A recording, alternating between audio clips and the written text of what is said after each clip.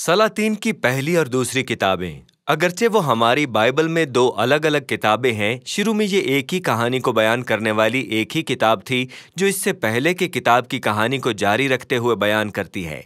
दाऊद ने बनी इसराइल के कबीलों को मुत्तहिद करके एक मुमलिकत बना दिया और खुदा ने वादा किया कि उसकी नस्ल से मसीह बादशाह आएगा जो कौमों पर खुदा की बादशाही कायम करेगा और अब्राहम से किए गए वादों को पूरा करेगा।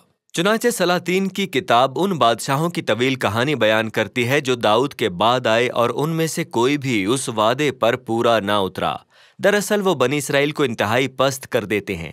किताब को 5 अहम तहरीकों में डिज़ाइन किया गया है। कहानी के आगाज़ से इख्तिताम तक यरूशलेम ही मरकज़ निगाह है, पहले सुलेमान के दौरे हुकूमत और हैकल की तामीर के साथ, और फिर इस आखिरी हिस्से में यरूशलेम की तबाही और इसराइल की बाबल में जिला वतनी के साथ। और इस सानहे तक ले जाने वाली कहानी ही मरकज़ के 3 हिस्सों को बनाती है, जिसमें बयान किया गया है कि इसराइल किस तरह 2 हरीफ मुमलिकतों में मुनक़सिम हुआ, खुदा किस तरह अंबिया को भेजकर इसराइल की बदउनवानी रोकने की कोशिश करता था और किस तरह जिला वतनी इसराइल के गुनाह का नागुज़ीर नतीजा बन गई। किताब 2 अब्वाब में उस बादशाही के मुतालिक बयान के साथ शुरू होती है जो उम्र रसीदा दाऊद से उसके बेटे सुलेमान को मुंतकिल होती है, और सुलेमान से दाऊद की आखिरी बातें बहुत ज़्यादा उसी तरह की हैं जैसी कि मूसा और यशवा और सैमुएल की बातें लोगों के साथ थीं। ये अहद के अहकाम से वफादार रहने और सिर्फ इसराइल के खुदा की फरमाबरदारी करने का मुतालिबा है। लेकिन दाऊद की बातें यहाँ कुछ खोखली हैं, क्योंकि दाऊद और सुलेमान फिर से साजिश करते हैं कि वो कत्लो गारत के एक पूरे सिलसिले के जरिए उस नई बादशाही को किस तरह मुस्तहकम करने जा रहे हैं। ये कोई बहुत बड़ा आगाज़ नहीं है। सुलेमान का सबसे ताबनाक वक्त तब आता है जब वो इसराइल की क़यादत के लिए खुदा से हिकमत मांगता है और वो इसराइल के खुदा के लिए एक हैकल तामीर करने का दाऊद का ख्वाब भी पूरा करता है। असल में यहाँ कहानी रुकती है और हैकल के डिज़ाइन को तफसील से बयान करती है, बिल्कुल उसी तरह जैसे तौरात में खैमा इज्तिमा का डिज़ाइन था। यहाँ बहुत से सोने और जवाहरात और फरिश्तों और फलों और दरख्तों की शबीहात हैं। ये वही अलामत है जिसकी बाज़गश्त पीछे बाग़े अदन की तरफ ले जाती है।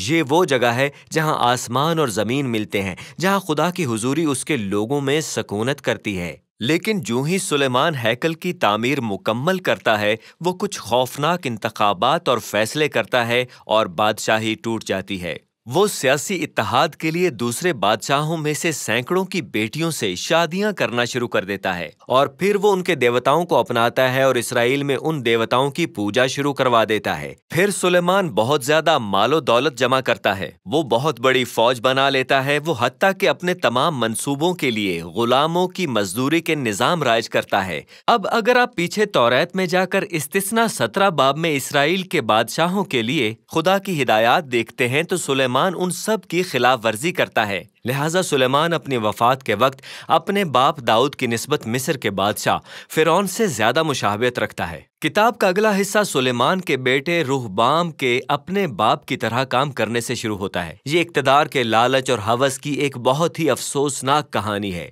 वो गुलामों से मजदूरी करवाने के लिए टैक्स बढ़ाने की कोशिश करता है और युरबाम की क़यादत में शुमाली कबाइल उसे मुस्तरद कर देते हैं। वो बगावत करते, अलहदगी इख्तियार करते और अपनी हरीफ सल्तनत कायम करते हैं। और अब कहानी में आपके पास जनूबी सल्तनत यहूदा है जिसका मरकज़ यरूशलेम में दाऊद की नस्ल के बादशाहों के साथ है, और अब ये नई शुमाली सल्तनत इसराइल कहलाती है जिसका दारुल हुकूमत आखिरकार सामरिया में होगा। युरबाम भी जुनूब में सुलेमान की हैकल का मुकाबला करने के लिए 2 नई इबादत गाहें बनाता है। वो दोनों इबादत गाहों में इसराइल के खुदा की नुमाइंदगी के लिए एक एक सोने का बछड़ा रख देता है। खुरूज 32 और सोने के बछड़े का ताल्लुक बिल्कुल वाज़े है। इस मकाम से कहानी शुमाल से जुनूब तक आगे पीछे दोनों रियासतों की किस्मत का पता लगाती है। हर एक के तकरीबन 20 बादशाह यके बाद दीगरे आए और जैसे मुसन्निफ हर एक का तारुफ कराता है, वो उनके दौरे हुकूमत को चंद मायारों से जांचता है। क्या वो वाहिद इसराइल के खुदा की परस्तिश करते थे या उन्होंने गैर माबूदों की परस्तिश को फ़रोग़ दिया? क्या वो लोगों में बुत परस्ती से निमटते थे? और क्या वो दाऊद की तरह अहद से वफादार थे या वो बेईमान और जालिम बन जाते थे? और इन मायारों के मुताबिक मुसन्निफ को शुमाली इसराइल में कोई अच्छा बादशाह नहीं मिलता। 20 में से 0। اور پھر جنوبی سلطنت یہودا میں 20 میں سے 8 کو قدر مثبت پاتا ہے، اور یہ چیز اس کتاب کے ایک اور بڑے مقصد سے جا ملتی ہے، اور یوں یہ اسرائیل کی تاریخ میں انبیاء کے اہم کردار کو متعارف کرواتی ہے۔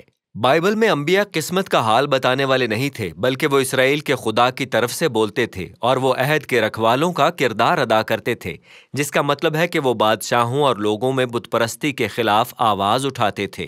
وہ اسرائیل کو مسلسل یاد دلاتے رہتے تھے کہ ان کی بلاہٹ قوموں کے لیے نور بننے کی ہے، اور انہیں توریت کے حکموں پر عمل کرنا چاہیے، اور اس طرح انبیاء اسرائیل کو چیلنج کرتے تھے کہ وہ توبہ کریں اور اپنے خدا کی پیروی کریں۔ مرکز کے ان حصوں میں ہر ایک بادشاہ کے لیے خدا انبیاء کو کھڑا کرتا ہے تاکہ ان کا احتساب کریں۔ زیادہ نمایاں انبیاء شمال میں ایلیا اور اس کا شاگرد الیشا بالکل یہاں کتاب کے مرکز میں ہیں۔ ایلیا ایک جنگل میں رہنے والا نبی تھا، وہ بیابان میں رہتا تھا، اور شمالی سلطنت کا اخیب بادشاہ اور اس کی کنانی بیوی ایزبل اس کے دشمن تھے۔ ان دونوں نے مل کر اسرائیل میں کنانی دیوتا بال کی پوجا متعارف کرائی، اور اس طرح مشہور کہانی میں ایلیا نے بال کے 450 نبیوں کو یہ دیکھنے کا چیلنج کیا کہ کون سا خدا سچا ہے۔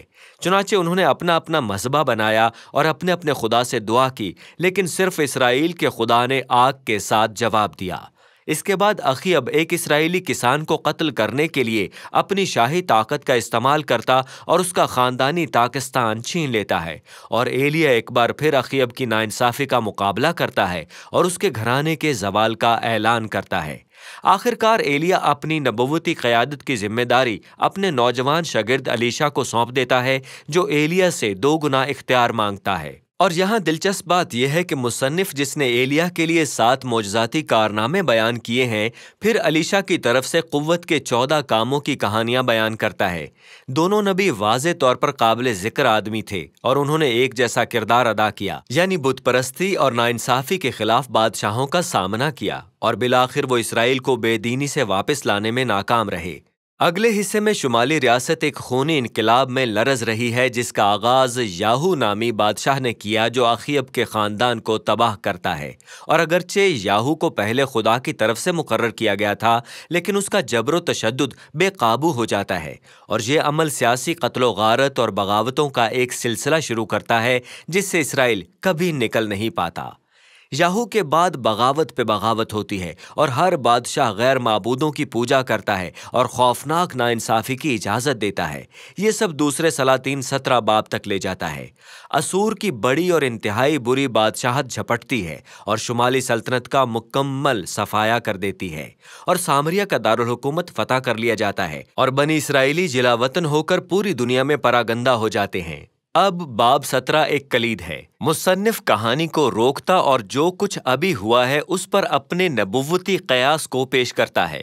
وہ شمالی سلطنت کے زوال کا الزام اسرائیل کی بت پرستی اور اس کے بادشاہوں کی عہد کے ساتھ بے وفائی پر لگاتا ہے، اور اس طرح خدا نے انہیں انہی کے فیصلوں کے نتائج کا سامنا کرنے کی اجازت دے دی۔ کتاب کی آخری تحریک صرف جنوبی سلطنت کی کہانی بیان کرتی ہے، اور جہاں ہم کچھ بہت بہادر بادشاہوں سے ملتے ہیں، مثلاً حزقیہ، جو اس وقت خدا پر بھروسہ کرتا ہے جب اسور کی فوجیں یروشلم کے دروازے پر آ دستک دیتی ہیں، یا پھر یوسیہ جو ہیکل میں توریت کے گمشدہ تومار کو دریافت کرتا ہے۔ چنانچہ وہ اسے پڑھنا شروع کرتا ہے، قائل ہوتا ہے، اور وہ ملک میں سے بت پرستی اور کینانی اثرات کو ختم کرنے کے لیے مذہبی اصلاحات کا آغاز کرتا ہے۔ لیکن یہودا اب بہت دور جا چکا ہے۔ ان دونوں کے درمیان منسی بادشاہ اب تک کا سب سے برا ترین بادشاہ ہے۔ وہ نہ صرف یروشلم کی ہیکل میں مورتیوں کی پوجا متعارف کرواتا ہے، وہ بچوں کی قربانی کو بھی رائج کرتا ہے، اور اس طرح خدا انبیاء کو یہ کہنے کے لیے بھیجتا ہے کہ وقت ختم ہو چکا ہے۔ اسرائیل ایسے مقام تک پہنچ چکا ہے جہاں سے واپسی کا کوئی امکان نہیں۔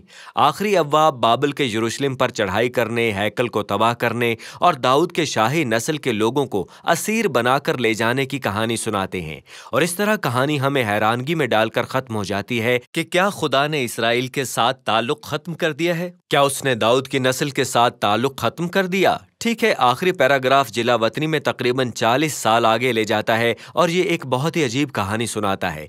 ये दाऊद की नस्ल से यहोयाकीन के मुतालिक है, जो कि अगर यरूशलेम में होता तो वहां का बादशाह होता और बाबल का बादशाह उसे कैद से रिहा करता और ये दावत देता है कि वो अपनी बाकी की सारी जिंदगी शाही दस्तरखान से खाना खाए और फिर किताब खत्म हो जाती है। लिहाजा ये ज्यादा नहीं है, लेकिन ये एक ऐसी कहानी है जो उम्मीद पैदा करती है कि खुदा ने दाऊद की नस्ल को तर्क नहीं किया। चुनांचे अब सवाल है कि खुदा अब्राहम के साथ और दाऊद के साथ अपने वादों को कैसे पूरा करने जा रहा है।